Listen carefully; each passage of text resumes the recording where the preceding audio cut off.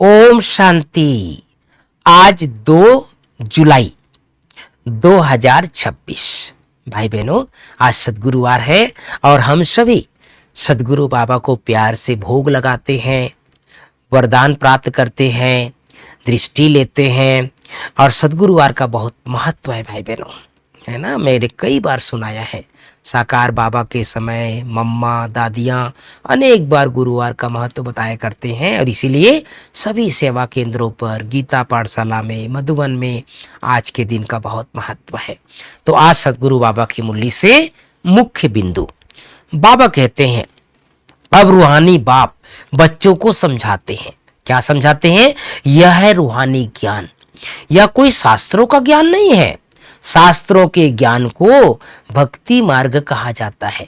सत्युग त्रेता में भी भक्ति होती नहीं।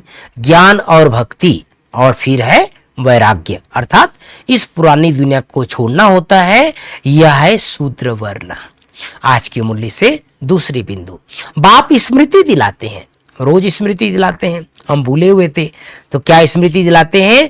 तुम्हारा सबसे श्रेष्ठ धर्म कर्म था, तो अभी तुम नीच पापी कंगाल बन गए हो। तुम ही देवी देवता के पुजारी थे, फिर अपने को हिंदू क्यों कहलाते हो? भारत का यह क्या हाल हो गया है? जो देवता धर्म के हैं वह विकारी बनने के कारण अपने को देवता कहलाते नहीं है। आज की मुरली से मुख्य 5 बातें। पहली बात, उसके पहले गीत बजा है ओम नमो शिवाय। पहली बात, मीठे बच्चे तुम विकारों का दान दे दो तो राहु का ग्रहण उतर जाएगा। दे दान तो छूटे ग्रहण।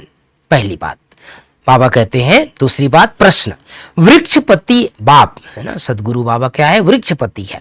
तो वृक्षपति बाप अपने भारतवासी बच्चों पर बृहस्पति की दशा बिठाने के लिए कौन सी स्मृति दिलाते हैं?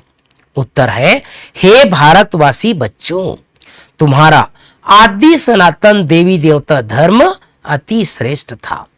तुम सर्वगुण संपन्न, 16 कला संपूर्ण थे। तुम मुझ सागर के बच्चे काम चिता पर बैठ काले हो गए हो। ग्रहण लग गया है, अब मैं तुम्हें फिर से गोरा बनाने आया हूं। यह स्मृति आने से ही बृहस्पति की दशा बैठ जाती है। आज की मुरली से तीसरी बात, इस कांटों की दुनिया से फूलों के बगीचे में जाने के लिए जो भी कांटे विकार हैं उन्हें निकाल देना है। पारस बनाने वाले बाप को बड़े प्यार से याद करना है।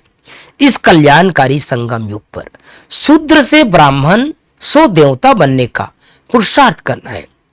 राहु के ग्रहण को उतारने के लिए विकारों का दान देना है। आज की मुरली में चौथी बात, वरदान।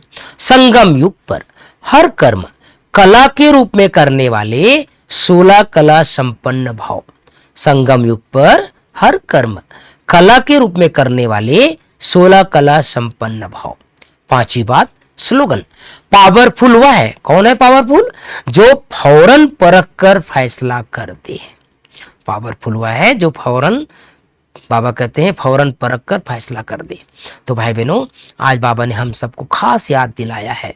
इस समय स्मृति दिलाते हैं। क्या क्या बाबा स्मृति दिलाते हैं? पहले तो आत्मा की स्मृति लाते हैं, घर की स्मृति लाते हैं, बाबा की स्मृति लाते हैं, लेकिन साथ में श्रेष्ठ धर्म और श्रेष्ठ कर्म का भी याद दिलाते हैं। भगवान है ना भाई बहनों, इसलिए सब कुछ सुना देते हैं। ज्ञान में आने से पहले बाबा कहते तुम क्या थे? नीच थे, पापी थे, कंगाल थे, देवताओं के पुजारी थे, लेकिन अभी हम सभी वापस देवी देवता बनने का पुरुषार्थ करते हैं। इसलिए बाबा कहते हैं, हे भारतवासी बच्चों, हम सभी भारतवासी क्या बनेंगे? देवी देवता धर्म की आत्माएं हैं।